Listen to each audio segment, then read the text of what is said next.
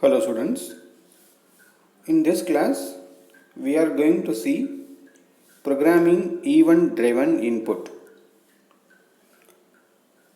So what are the event driven input we can use in OpenGL program? So we are going to learn to build interactive program using GLUT callback, mouse, keyboard, reshape. So what are the events we can use in the program? Mouse event you can give, right? Click, left click, right click, middle click. That is mouse, based on mouse. Then key, through keyboard you can give input. So that is second one. Third one is you can adjust your window. That is reshape. So in this class we are going to see these three event driven input. What are the three event driven? Mouse event, keyboard event and reshape event. Then the introduce menus concept we will see next class. Now in this class we will see only these three things. First we will see mouse function. How to call mouse function? GLUT mouse func, then my mouse function. So inside my mouse function you can write your program code. Word my mouse. So what are the parameters we use? Button, state, x and y, correct? So for button what are the values you can pass? Up, you can see the values down. Button value will have GLUT left button, GLUT middle button, GLUT right button. And what are the state? State values are up value and down value. When you press the mouse down, that is down event. When you release the mouse button, that is up event. I repeat, mouse function can be called by using GLUT mouse func. This example we have already used in our cube rotation program. Then the program code will be written inside my mouse. So that my mouse will have four parameters: button, state, x and y. Button will have three value: left, middle and right button. State will have two value: up and down. What is this x and y? So when you are moving your mouse icon position, XY position, screen position will be passed. So if it is required in any graphics, you can use. Now we should remember about this position of a screen. So this is not about your output window. This is about your screen, computer screen. So in computer screen, you see the diagram here. Where is 00 starts? Top left. From top left, based on your screen resolution, the width and height will be measured, correct? So the position, how to measure the position? So you want to, suppose you are drawing a window of 00, from 00 to 500, 500 means from top left 00 to 500 height and 500 width. That size output window will be drawn. GLUT init window position you know. So where exactly the output window should come? Initially, that one. Now here you see the second point. They have given a formula y equal to h minus y. You want to mention a position. So by measuring vertically, so y value you know. From y value, you know the h value. H minus y will give the height of the window. Actual height we know, that is the given height. You want to mention a particular position, so you can use. It's not compulsory, it is one option.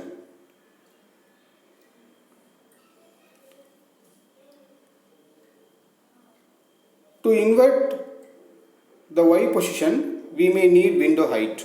Okay. Sometimes you can mention particularly a position, height or the width value. So you can use this OpenGL function gl get int v, gl get float v. So by using these query functions, you can obtain any value that is part of the state. So this function we have never used. I repeat, we know 00 and w and h. You are clicking on some place in your mini project. You have many options. You are clicking on a place. You cannot write an event based on a button. So you can write a event based on the position. How to measure the position? So that xy you can give, or if you scroll down or you resize, you can use your h value and w value.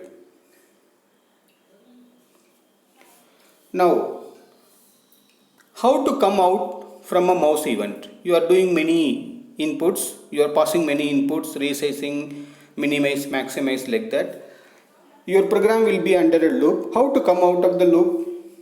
You see the command exit of 0. So void mouse int button state xy already explained. Here if you press right button and when you press down, when that event is given, down event given, exit 0, you are coming out of the program. This is to terminate from a program. Now let us take one example. See the example. We draw a small square at the location of the mouse each time the left mouse button is clicked. Now this is like one small example. You move your mouse, wherever you are moving your mouse and giving a click, left click, in that place one small square should be drawn. How to draw? Your input is click and you have to draw one small square. So this example does not use the display callback, but one is required by GLUT. We can use the empty display callback function myDisplay. Now you see the code, you will understand.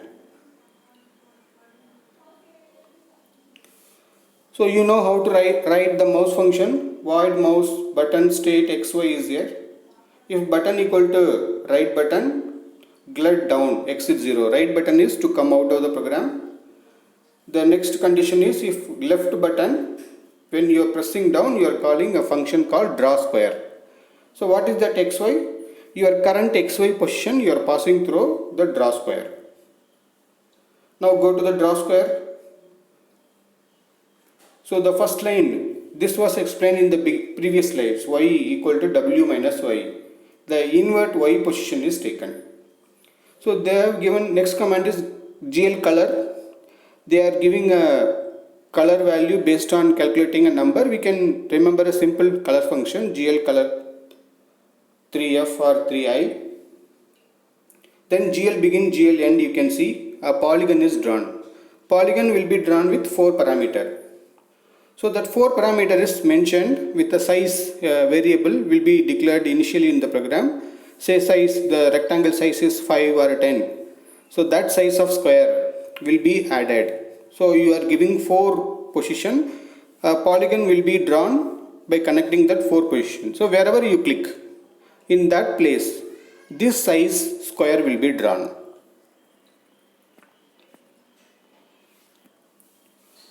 Whenever you are moving your mouse, that is motion. So you can call some event. Now the same draw square was drawn for each and every click. Now you don't want to draw for click. Whenever you move, you are not applying click, but for each movement you want to draw a square. So full square, like that it will be drawn. How it can be drawn? You see the function GLUT motion func draw square. You are calling the draw square, but we are not giving a click, right? So the movement should be measured. You see the next function GLUT passive mouse func draw square. So by using this, wherever you move your mouse, instead of mouse icon, along with mouse arrow icon, a square will be drawn. Now the second point is keyboard event. So through mouse we have seen the syntax of mouse function and how to write a mouse function program. Now we'll see the second one, keyboard. So this also we have seen in the cube rotation with perspective view program.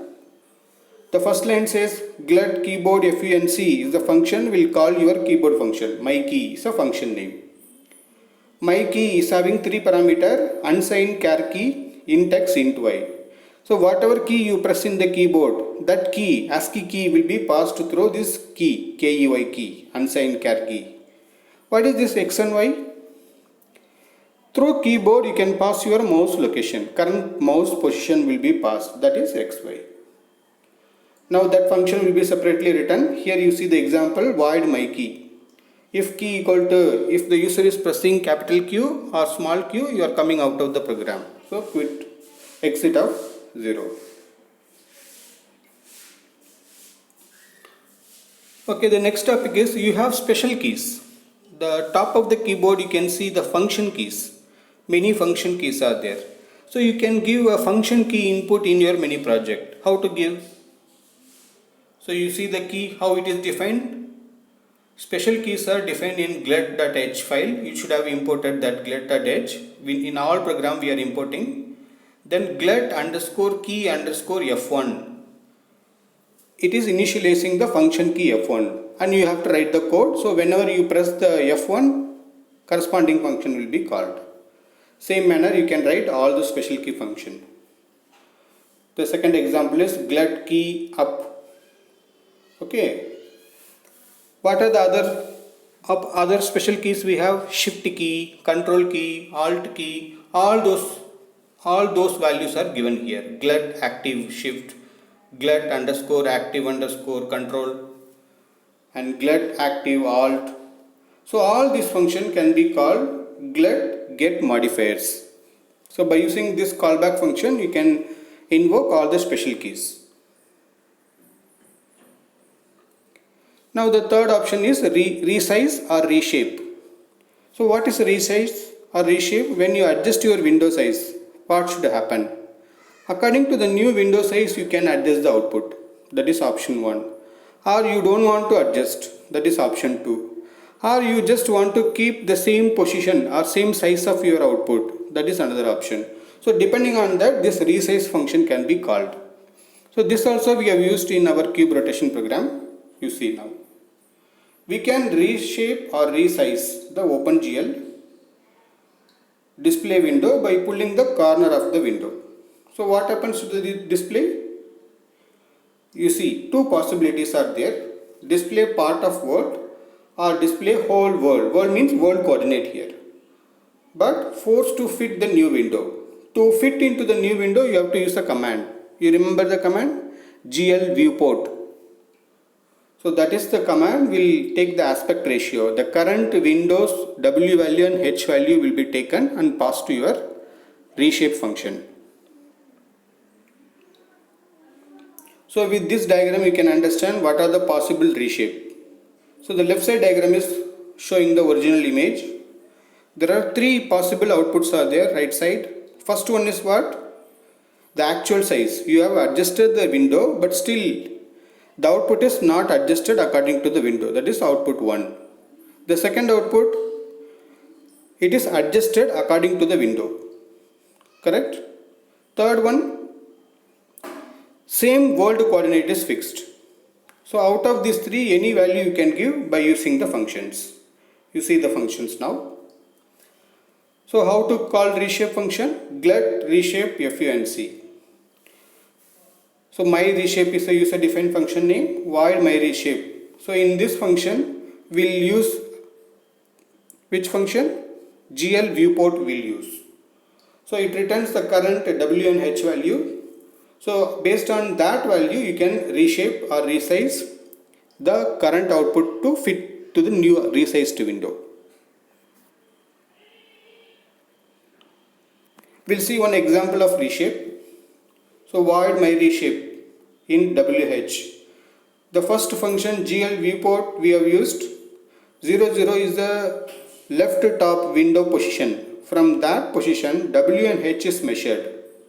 That is passed. So this function will take the current WH. You know the next two function GL projection and load identity. So when resize means what is happening? Either you have adjusted your height or width value, correct? So the current width, that condition is checked. If W is less than or equal to H, either first GL ortho or second GL ortho. So this is a 2D output. So here GLU ortho 2D command. And you know this 4 parameter left, right, bottom, top. So first function what is happening? Left, right is no change. Left, right, bottom, top. Only bottom and top is adjusted. So when W is less than H. If the condition is not true, you are adjusting left and right, not bottom and top. So the same value is mentioned, again it is converted back to model view function. Let me summarize the topic what we have discussed. We have discussed three event driven programming input. One is mouse, keyboard and reshape. How to call this function? Glut mouse function, glut keyboard function, glut reshape function. After calling, you have to write the inner code. Mouse function, 4 parameter, state button XY. Keyboard, 3 parameter, key X and Y. Reshape, only W and H. By using viewport, we are adjusting. So this is one important question, a 10 mark question or 8 mark questions. They'll ask you to explain this three event driven programming input. You write the OpenGL command and explain with this example. That's all for today. We'll see next class. Thank you.